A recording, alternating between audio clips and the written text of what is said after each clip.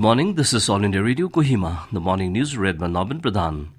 Nagaland Chief Minister Nipurio has said that the National Highways Infrastructure Development Corporation Limited, NHIDCL, has assured completion of the 4-lane Dimapur-Kohima National Highway before the next monsoon season.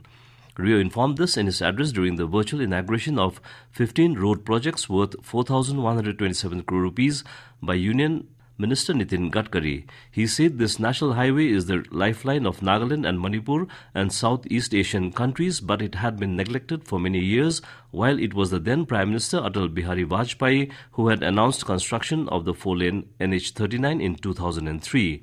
Nonetheless, Rio lamented that the two tenure of UPA government had kept the project in cold storage, while it was Gadkari who laid the foundation stone in November 2017. He said the NHIDCL has assured to complete it before the next monsoon season. Prime Minister Narendra Modi said that his government is committed to strengthen science and technology education in the country. Delivering the keynote address at the IIT 2020 Global Summit organized by Pan IIT USA yesterday, Modi said, in recent times, a culture of hackathons is developing in India, and in these, young minds are giving outstanding solutions to national and global problems. The Prime Minister said the government has been working with various countries in Southeast Asia and Europe in this area. He said our aim is to ensure that youngsters get an international platform to showcase their skills and learn from best practices globally. He said India is witnessing a sea change in the way it works and added that the things we thought could never happen are being delivered at a great speed.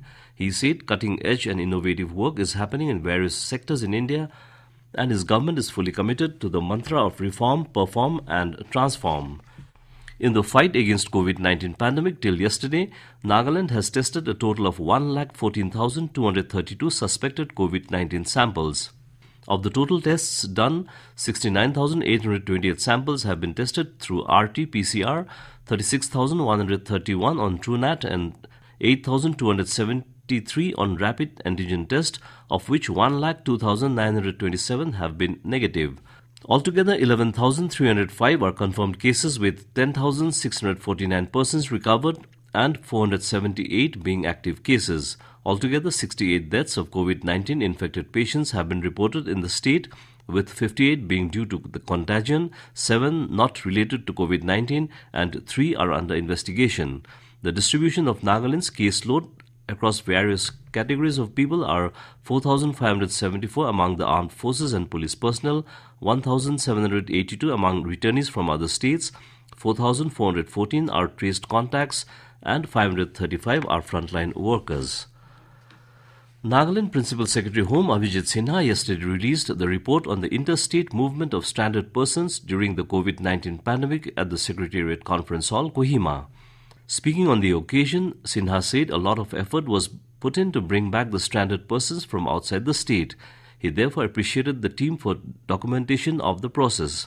Commissioner and Secretary and Chief Nodal Officer for Interstate Movement of Stranded Persons, Dinesh Kumar, said the documentation is an attempt to place on paper the journey of the working group set up by the Government of Nagaland to alleviate the issues faced by the stranded persons and facilitate their movement back to their homes safely.